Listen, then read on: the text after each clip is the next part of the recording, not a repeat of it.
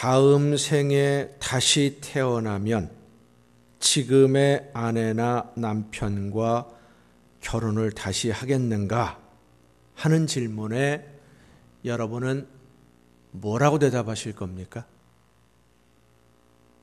얼굴 표정의 변화가 없으시고 대답이 없다는 얘기는 하신다는 부정적인 의미로 받아들여지게 되는데, 우리나라에서 이 질문을 가지고 설문조사한 결과하고 미국에서 설문조사한 결과하고 조금 달라요. 미국에서 똑같은 질문으로 설문조사를 했더니 남자의 95%, 여자분들 중에 85%가 같은 대답을 했어요. 뭐라고 대답했을까요?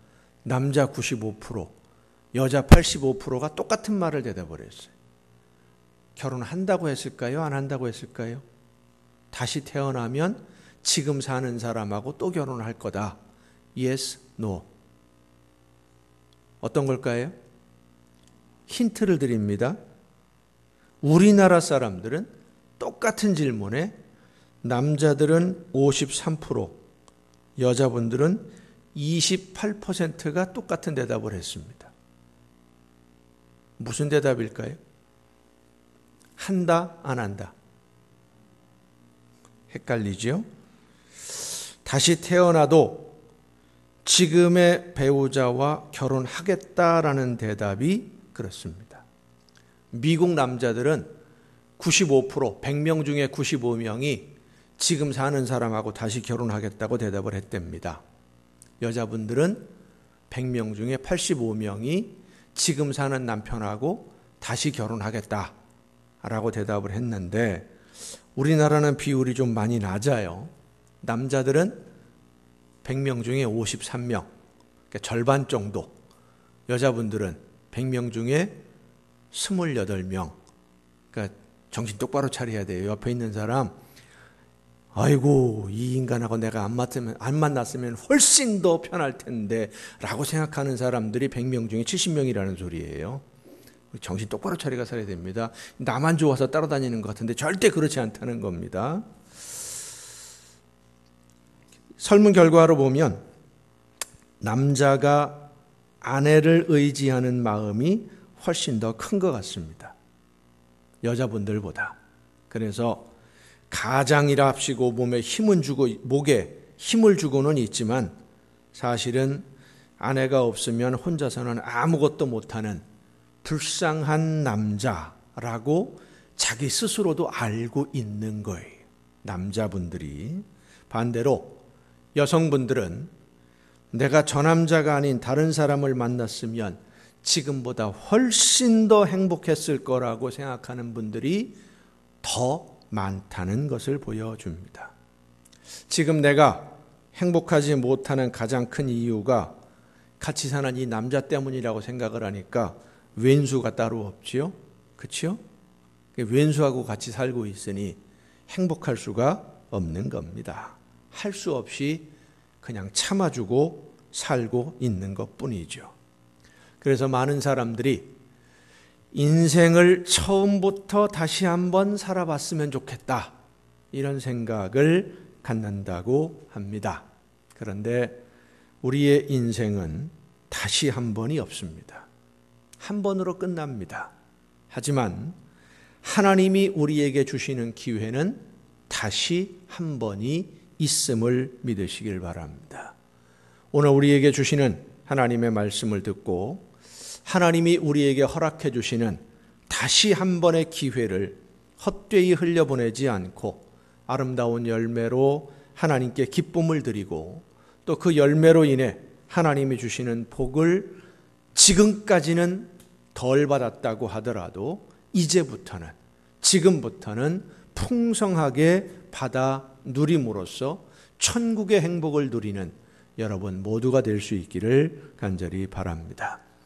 오늘 본문 말씀은 예수님이 잡히시기 전날 저녁에 있었던 일입니다.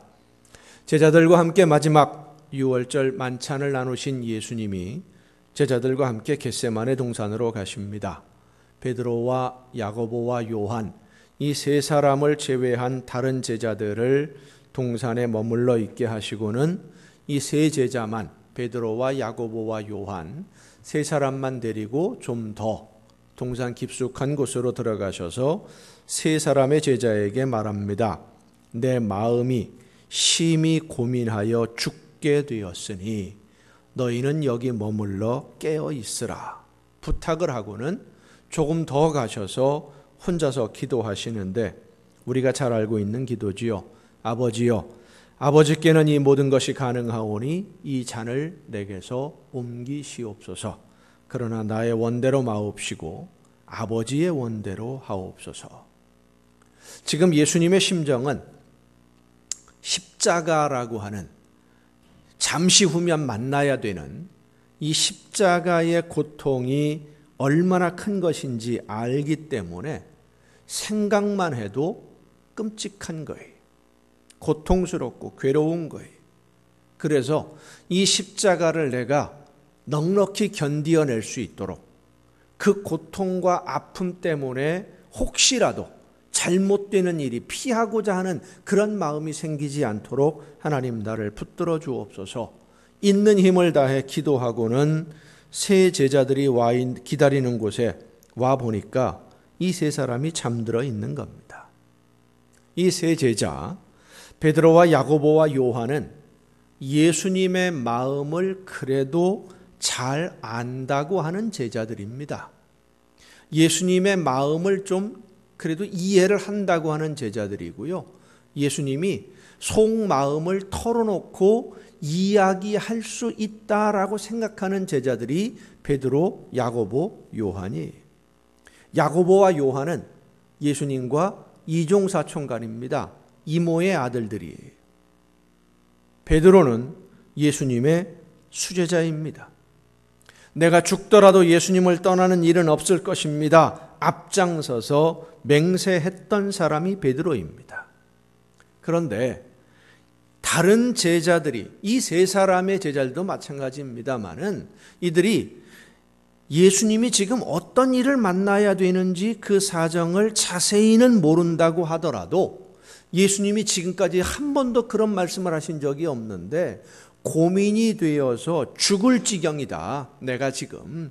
그러니 깨어 있으라 부탁을 했는데 예수님의 제자들한테 부탁하신 적이 있습니까? 이렇게 없거든요. 그런데도 불구하고 제자들이 잠이 들었어요. 이 제자들이 정말로 예수님을 사랑하고 존경하는 사람들이라면 그런 이야기를 듣고 예수님이 정말로 고민이 되는 어려운 일이 있나 보다라는 것을 알았더라면 잠이 오겠습니까? 예수님이 아무 말도 하지 않고 여기 있으라 라고 하셨다면 모를까 심히 고민하여 죽게 될 정도라고 이야기하셨는데 잠이 와요. 우리가 다 경험한 일입니다마는 나이 어린 자녀들이 아파서 울고 보채면 부모님들은 잠을 못 잡니다. 자녀들이 몸이 아파서 병원에 입원하면 또 심각한 병으로 수술을 앞두고 있으면 잠을 잘 수가 없어요. 잠이 안 와요. 내가 건강해야 아이를 잘 돌볼 수 있다 알지요. 그래서 억지로라도 일부러라도 좀 잠을 자보려고 하는데도 걱정이 되고 염려가 되면 잠이 안 오는 거예요. 그런데 예수님이 기도하다가 제자들이 있는 곳으로 와보니까 세 사람 모두 잠에 푹 빠져 있어요. 두 번째로, 첫 번째는 그렇다 치고 깨워놓고 두 번째로 왔을 때 제자들이 잠에 빠져 있다가 예수님의 목소리에 잠을 깨기는 했는데 오늘 본문 말씀에 보면 무엇으로 대답할 줄을 알지 못했다. 이게 잠을 깼는데 잠이 깬 건지 안 깬 건지 비몽사몽간에 그런 상황인데다가 할 말이 없는 거예요. 제자들이. 이 잠든 제자들의 모습을 보시는 예수님의 마음이 어땠을까? 오늘 본문 말씀을 보면 시몬아 자느냐 네가 한 시간도 깨어 있을 수 없더냐 시험에 들지 않게 깨어 있어 기도하라 마음에는 원이로되 육신이 약하도다. 안타까운 말씀으로 말씀하시는데 사실 그 예수님의 마음을 생각해 보면 배신감이 들었을 거예요. 니들 정말 이럴 수 있냐? 나는 지금 너무 괴로워서 죽게 될 지경인데 니들 정말 이렇게 편히 잠을 잘 수 있어? 너희들 정말 내 마음을 이렇게도 모르냐? 이러면서 내 심정을, 내 마음을 이렇게도 모르면서 서로 높은 자리에 앉겠다고 다투고 어머니 내세워서 청탁을 하고 이런 마음 들지 않겠어요? 오래전에 저희 큰아이가 아주 어렸을 때 몸이 좀 약했습니다. 모세기관지염이라고 어른으로 따지면 천식과 비슷한 거예요.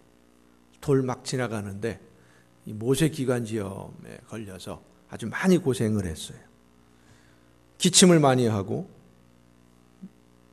여름인데도 많이 괴로워서 잠을 잘 못 자요. 밤이 늦도록 이제 아이를 돌보다가 깜빡 잠이 들었나 봐요. 갑자기 옆구리에 통증이 왔어요. 제 옆구리가 뜨끔하고 아파요. 깜짝 놀라서 깼는데 이 잠결이라 무슨 일인지 감이 잘 안 와요. 이게 뭔 일인가 싶어서 멍하니 있는데 이번에는 허벅지가 뜨끔합니다. 보니까 어둠 속에서 발 하나가 왔다가 가요. 제 허벅지로. 정신이 번쩍 들었는데 뭐 왜 그러는지 뭐 다 해보셨으니까 알지 않습니까? 아이가 아파서 잠을 못 자고 돌보고 있는데 물수건을 좀 가져다 달라 그러는데 알아듣지도 못하고 씩씩거리고 잠만 자고 있으니까 아이를 두 손으로 안고 있어서 달래느라고 두 손으로 안고 있으니까 깨우느라고 이제 발로 툭 건드린 건데 그 마음 속에 얄미운 마음이 들어있으니까 건드린 사람은 툭 건드렸는데 거기에 뭐가 실려 있어요? 미움이 실려 있거든요. 그러니까 걷어차는 게 되는 거예요. 얼마나 얄밉겠어요. 혼자 씩씩거리고 자고 있으니. 잠이 들어있는 제자들의 모습을 바라보는 예수님의 심정이 이해가 됩니다. 고민하여 죽게 되었다. 잠깐만 좀 깨어서 같이 기도하자. 한 번 깨웠는데 잠들어 있는 모습을. 그런데 예수님은 제자들을 꾸짖지는 않습니다. 깨워서 다시 한번 기회를 줍니다.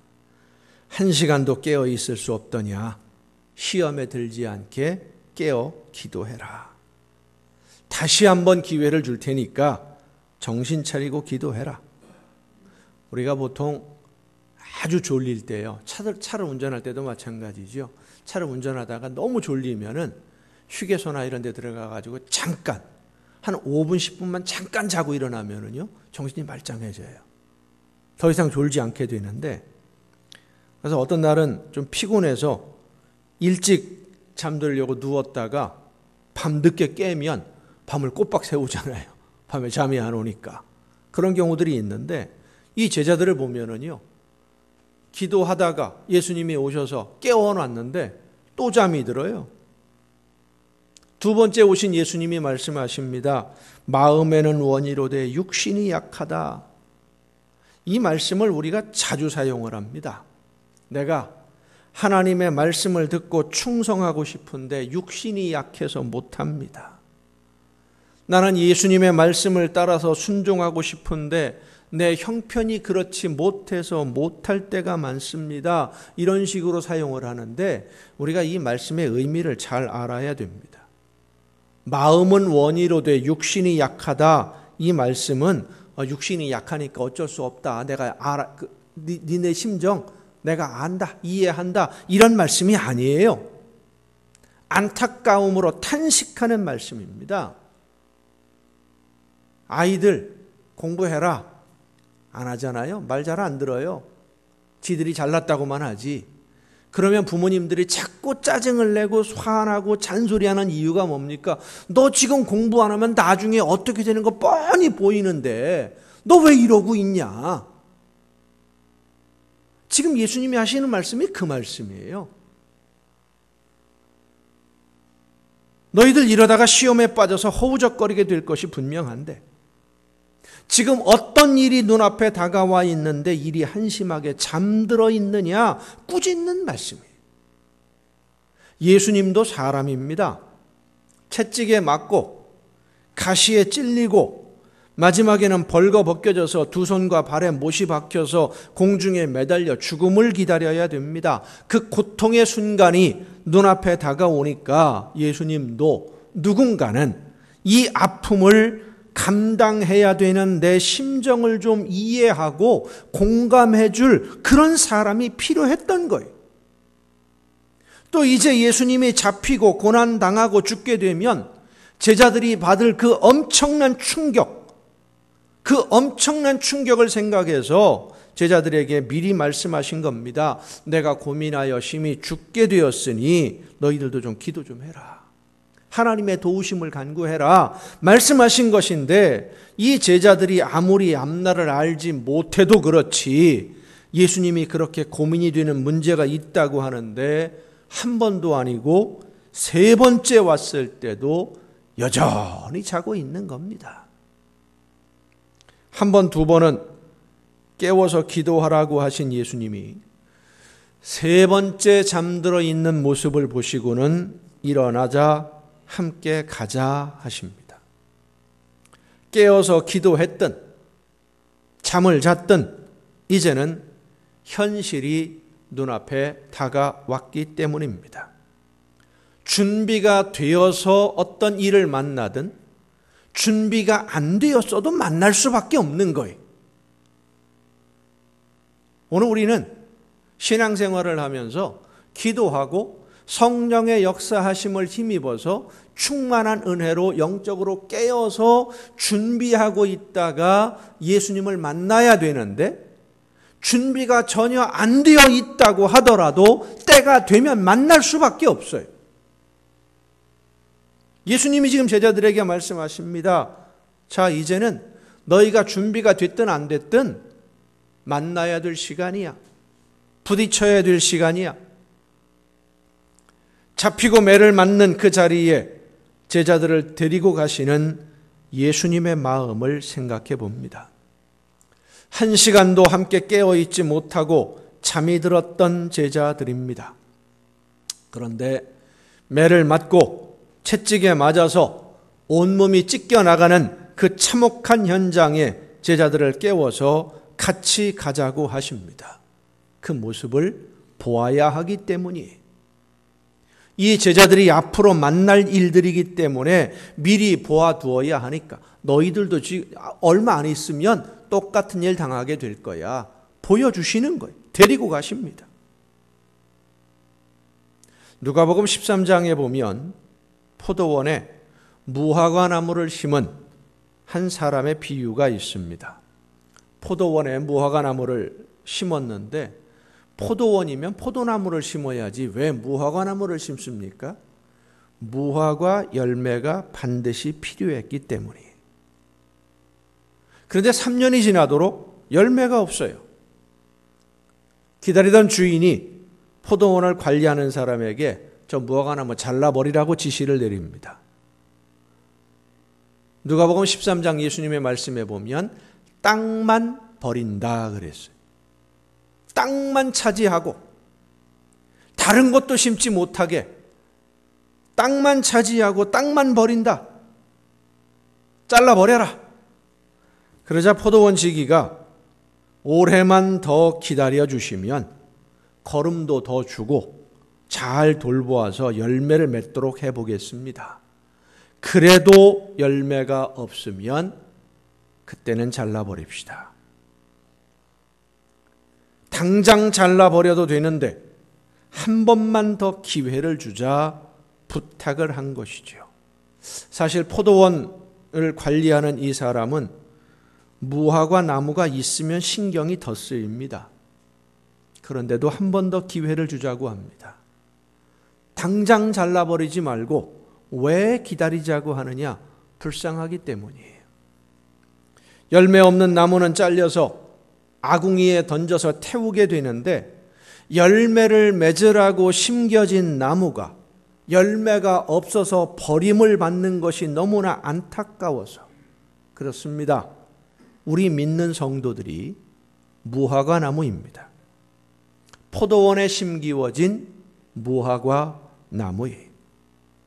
열매를 얻으려고 예수 그리스도의 피를 값을 지불하고 우리에게 생명을 주셨고 하나님의 자녀로 받아 주셨습니다. 성령이 임하셔서 예수님이 나를 대신해서 목숨 버리신 것을 믿게 해주셨고 구원의 기쁨을 누리게 해주셨습니다. 그리고 이제 구원받은 자녀답게 살면서 나를 구원하신 예수님의 소식을 온 세상 모든 사람들에게 전하라고 하셨습니다.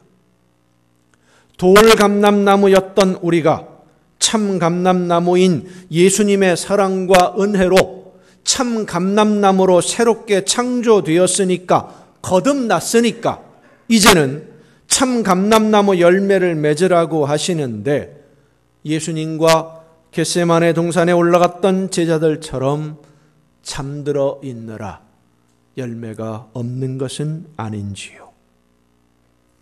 잠들어 있으면 열매를 맺지 못합니다. 하나님이 기뻐하시는 삶의 열매, 복음을 전하지 못합니다. 사랑하는 성도 여러분, 우리가 이 세상을 살면서 그 어떤 일보다도 더 중요하게 생각하고 목숨 걸고 해야 할 일이 복음을 전하는 일입니다. 그 어떤 일보다도 먼저 해야 되는 것이고 다른 일 다 못해도 이 한 가지만은 꼭 해야 되는 일이 복음을 전하는 일이. 그래서 하나님이 오늘 우리에게 다시 한번 기회를 주신 줄로 믿으시길 바랍니다. 열매 없는 빈손으로 하나님 만나러 오지 말고 열매를 가지고 와라. 곽재식이라고 하는 공학 박사가 소설을 썼어요. 공학 박사가 소설가인 사람이 드뭅니다. 근데 이분은 공학을 전공한 이공계 박사인데 소설을 썼어요. 그 소설 중에 하나가 지상 최대의 내기라고 하는 책이 있습니다. 그 책 내용 중에 이런 내용이 있습니다. 회사원에게는 있어야 할 본능이 있다. 물고기는 수영할 줄 알고 새는 날아갈 줄 알며 박쥐는 초음파로 볼 줄 알듯이 회사원이라면 상사가 웃을 때 같이 웃을 줄 알아야 한다.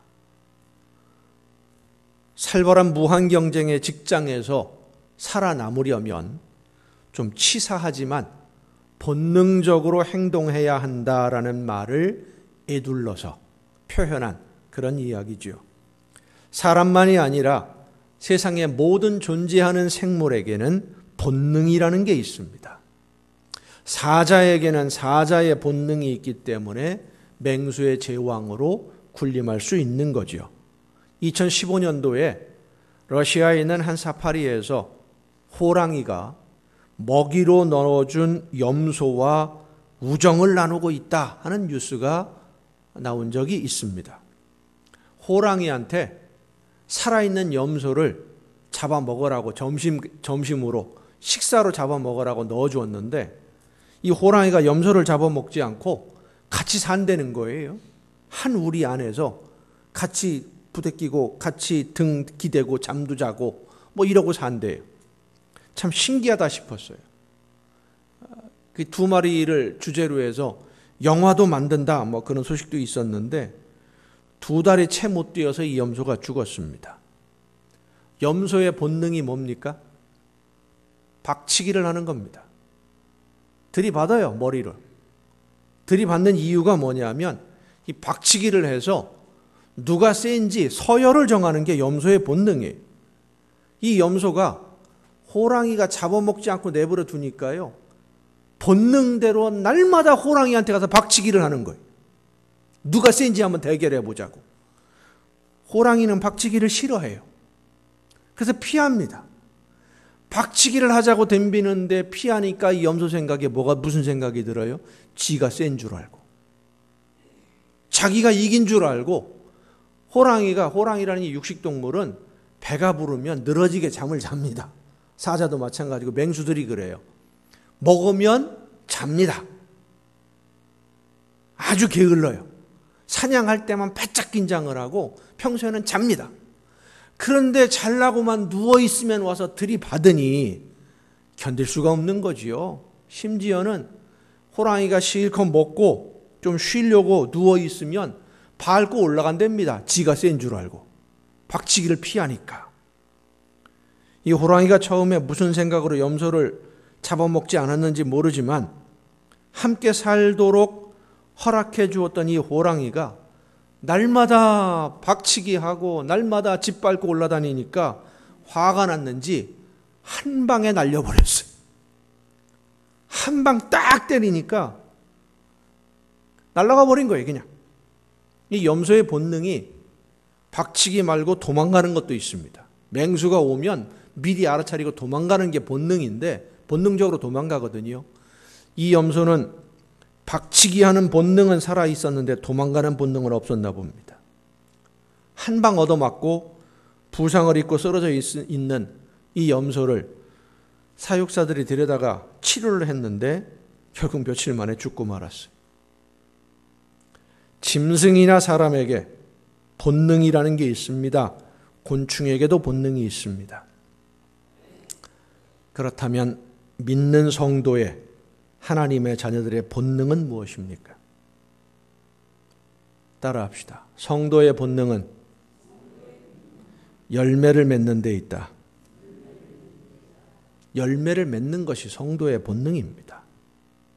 하나님의 말씀을 듣고 말씀에 순종해서 하나님이 맡기신 사명을 바르게 잘 감당하고 하나님이 원하시는 열매를 맺는 것이 성도의 본능인 줄로 믿으시길 바랍니다. 그런데 오늘 많은 성도들이 하나님의 음성을 듣고 깨달아 알지만 말씀에 순종하지 않고 있습니다. 복음을 전하는 것이 복음을 전하고 예수 그리스도의 증인이 되는 것이 본능인데 본능을 따라 행동하지 않고 있다는 거예요.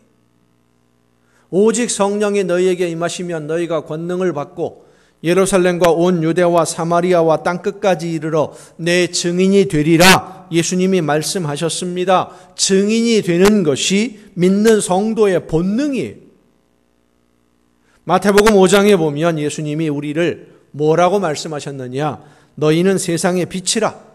산 위에 있는 동네가 숨겨지지 못할 것이요 사람이 등불을 켜서 말 아래에 두지 아니하고 등경 위에 두나니 이러므로 집안 모든 사람에게 비치느니라. 이같이 너희 빛이 사람 앞에 비치게 하라 말씀하셨습니다.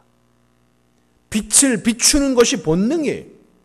본능이라고 하는 것은 내가 생각해서 판단해서 움직이는 게 아닙니다.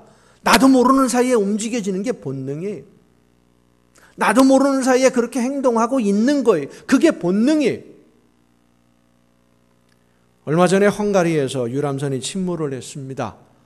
우리나라 관광객들이 많이 목숨을 잃는 비극적인 사고가 발생을 했는데 침몰한 유람선을 인양을 했을 때 할머니가 손녀를 품에 꼭 안고 출구 나오는 계단 앞에서 숨져 있는 것을 발견해서 많은 분들의 마음을 아프게 했습니다. 이 할머니에게는 내가 살아야 한다라는 본능과 손녀를 살려야 한다는 본능이 부딪힌 것 같아요. 나 혼자였다면 나올 수도 있었을 텐데 계단 바로 앞에 있었으니까. 혼자였다면 나올 수도 있는데 내가 살아야 한다는 본능보다는 나이 어린 손녀를 살려야 한다는 본능이 더 강하다 보니까 이 손녀를 끌어안고 나오려고 하다가 그만 늦어진 거예요. 손녀를 살려야 된다는 본능이 더 강하니까 본능은 나도 모르게 행동하는 거예요. 그런데 오늘 빛을 비추지 않고 그늘에 숨어서 믿는 사람인지 안 믿는 사람인지 모르게 세상과 어울려 살아가면서도 나는 믿는 사람이라고, 나는 구원받았다고, 하나님의 나라에 갈 수 있다고 생각하는 분들이 있는 것 같습니다. 열매가 없는데 성령의 인도하심을 따라 성도의 본능을 따라 살아가지 않고 있는데, 더 나아가서 말씀드린다면 성령의 역사하심에 불순종하고 있는데 그래도 나는 하나님의 자녀라고 생각하고 있다는 것이죠. 착각입니다. 예수 그리스도를 전해야 됩니다.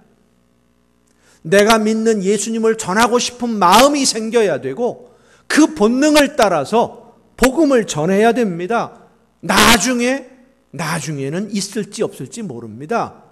하나님이 우리에게 주시는 이 기회가 다시 한번, 지금까지 안 했지만 한 번만 더라고 기회를 주시는데 이 기회가 언제까지 계속될지 모르는 거예요. 언제든지 하나님이 자 이제 그만하자, 더 이상은 없다라고 하시면 그것으로 끝입니다. 그렇게 되기 전에, 하나님이 이제는 그만이다 라고 하시기 전에 어떤 어려운 환경에서라도 우리는 복음을 전해야 됩니다. 성령께서 말씀하시고 이끄시는 대로 순종해야 됩니다. 이단 사이비들도 열심히 전하고 있는데 온 우주 만물의 주인이신 하나님의 은혜와 사랑으로 영원한 생명을 약속받은 우리 믿는 성도들, 하나님의 자녀들이 열매 없이 하나님 앞에 서게 되면 안 됩니다. 그래서 오늘도 하나님은 다시 한번 우리에게 기회를 주셨습니다. 오늘을 살 수 있는 것이 하나님이 다시 한번 주신 기회인 줄로 믿으시길 바랍니다. 마지막이라고 생각하세요. 지금이 마지막이다. 오늘이 마지막이다. 열매를 맺을 수 있는 기회를 줄 테니 다른 거 신경 쓰지 말고 복음을 전하는 데만 신경을 쓰고 열매를 가지고 만나자. 하나님이 우리에게 마지막 기회를 주셔요. 여러분, 우리가 예수님을 믿으라고 전하면 사실은 우리의 이웃이 복을 받게 됩니다. 아침 햇빛에 쓰러지는 안개와 같이 사라져 버릴 수밖에 없는 이 세상의 부귀영화를 따라가느라 온 생애를 허비하고 결국 빈손으로 하나님 앞에 서서 심판받고 영원히 버림받고 죽어야 할 영혼이 예수 그리스도를 구주로 믿고 구원받아 하나님의 자녀가 되어서 이 세상을 살아가는 동안 이 세상 그 무엇으로도 얻지 못했던 참된 평안과 만족과 기쁨을 누리며 살게 되는 것은 그 어떤 것과도 비교할 수 없는 축복인 줄로 믿으시길 바랍니다. 우리가 예수님을 믿으라고 전하는 것은 그들에게 복 받는 길을 알려주는 것이고요. 우리 믿는 성도들이 더 많은 복을 받는 길이기도 합니다. 사랑하는 성도 여러분, 죽음을 눈앞에 두고 고민하여 죽게 된 예수님이 기도하실 때 잠들었던 제자들, 한 번도 아니고 두 번이나 깨웠는데도 또 잠들어서 할 말이 없던 제자들을 다시 깨워서 함께 가자고 하시는 예수님이 오늘 우리에게 어쩌면 마지막일 수도 있는 기회를 주셨습니다. 올해가 가기 전에 복음을 전하십시다. 사랑하는 이웃들에게, 우리의 가족들에게 예수 그리스도의 복음을 전하십시다. 그들이 듣든지 아니 듣든지 전하면, 본능을 따라 전하면 성령께서 역사해 주시는 줄로 믿습니다. 강권하여 자리를 채우라는 예수님의 말씀에 귀를 기울이고 순종하십시다. 그래서 다시 한번 기회를 주신 하나님께 아름다운 열매로 기쁨을 드리는 성도가 되고 하나님이 주시는 풍성한 복을 누리고 모든 사람들이 복을 받을 수 있도록 안내하는 여러분 모두가 될 수 있기를 예수님의 이름으로 축원합니다.